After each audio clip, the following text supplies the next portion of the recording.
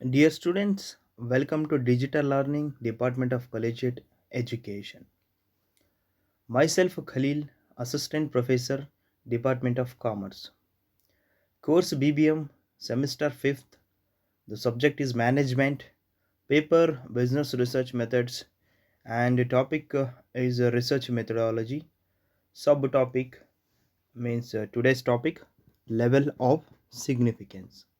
I welcome you all in this session. As you are aware, in the previous session, we discussed about level of significance and level of significance introduction and the meaning of level of significance.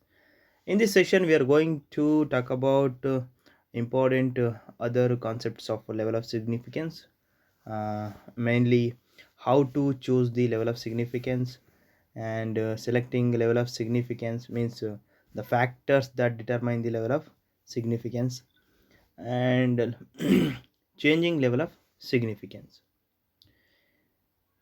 Apart from these concepts, first in this session we will understand what is level of significance with an small example. Dear students, in this example, the mean height of a random sample of 100 student is 64 and standard deviation is 3.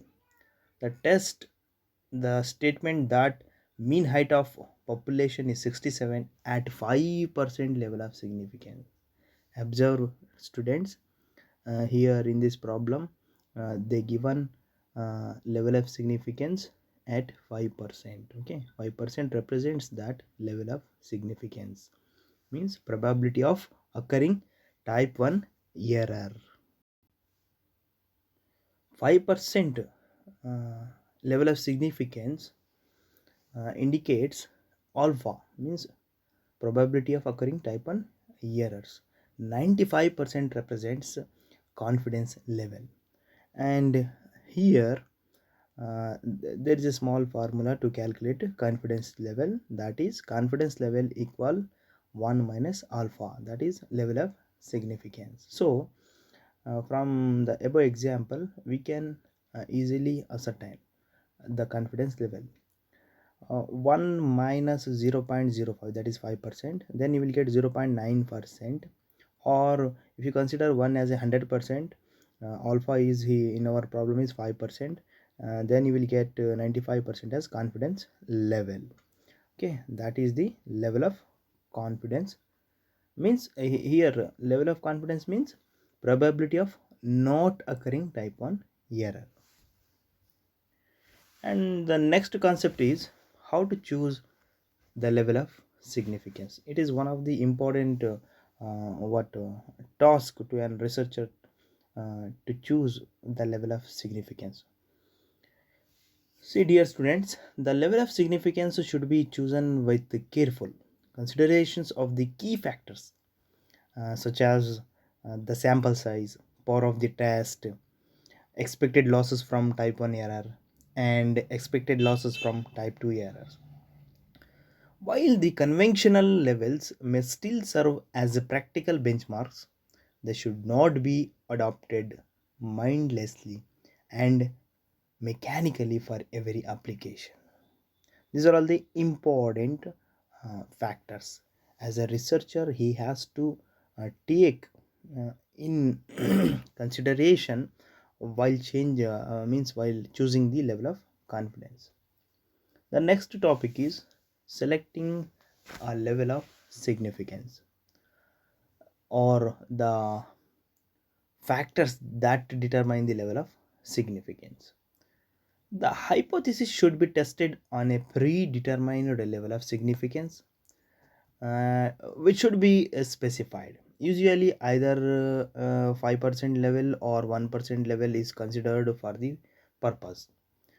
Uh, the main factors that determines the level of significance are the first one is the magnitude of difference between sample means. The second one is the sample size, and uh, here Sample size refers to how large the sample for your experiment is. The larger your sample size, the more confident you can be in the result of experiment. You will run into sampling errors if your sample size is too low. The third important factor is the variability of measurements within samples. The last one is whether the hypothesis is directional or non-directional.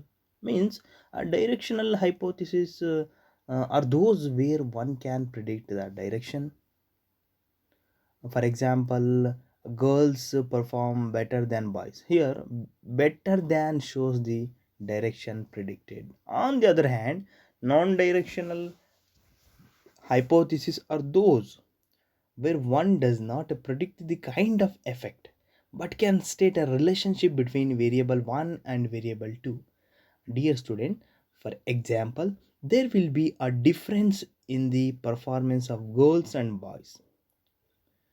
You can choose any of these hypotheses based on the kind of results you expect at the end. Okay, these are all the main four factors. The next the next concept is changing level of significance.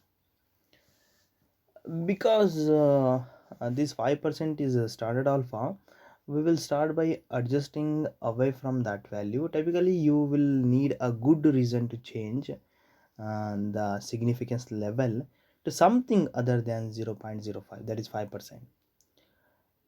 Also note the inverse relationship between alpha and the amount of required evidence. For example, increasing the significance level from 0.05, that is 5%, to 0.10, that is 10%, lowers the evidentiary standard. See, students, conversely, decreasing it from 0.05, that is 5%, to 0.01, that is 1%, increases the standard. Okay, dear students, let's look at why uh, you would consider changing the alpha and how it affect our hypothesis test. If we increase the level of significance, what happens? Increasing the level of significance. Dear students, imagine you are testing the strength of party balloons. You will use the test results to determine which brand of balloon to buy. A false positive here leads you to buy balloons that are not stronger. Okay, that are not stronger. See, the drawback of a false positive are very low. What happens consequently, you could consider lessening the amount of evidence required by changing the significance level to 0.1%, that is 10%, because this change decreases the amount of required evidence. It makes your test more sensitive to detecting differences, but it is also increases the chance of a false positive from 5% to 10%. Decreasing the level of significance. Conversely, imagine you are testing the strength of a fabric for hot air balloons. A false positive here is very risky. False positive here is very risky because lives are on the line. You want to be very confident that the material from one manufacturer is stronger than other. Okay, material from one manufacturer is more stronger than the other. You see, dear students, in this case you should increase the amount of evidence required by changing alpha to 0.01, that is 1%, because this change, students, increases the amount of required evidence. It makes your interest less insensitive to detecting differences, but it decreases the chance of a false positive from 5% to 1%. Dear students, till now in this session we have discussed how to the level of how to choose the level of significance and selecting level of significance, means the factors that determine the level of significance. Lastly, changing level of significance, in that increasing how to increase the level of significance and when to decrease the level of significance. Now it's a time to conclude this session. In conclusion, see, although the level of significance is an important means a significant input to hypothesis testing, modern statistical textbooks allocate surprisingly the title space on their discussions as to how it should be chosen for sound statistical inference. And a significance level of 0.05 5% is the most common. A researcher uses most commonly 5% level of significance. uh, However, it's the analyst's responsibility to determine how much evidence to require for concluding that an effect exists. How problematic is a false positive? There is no single correct answer for all situations. Okay. Consequently, you need to choose the significance level. Okay.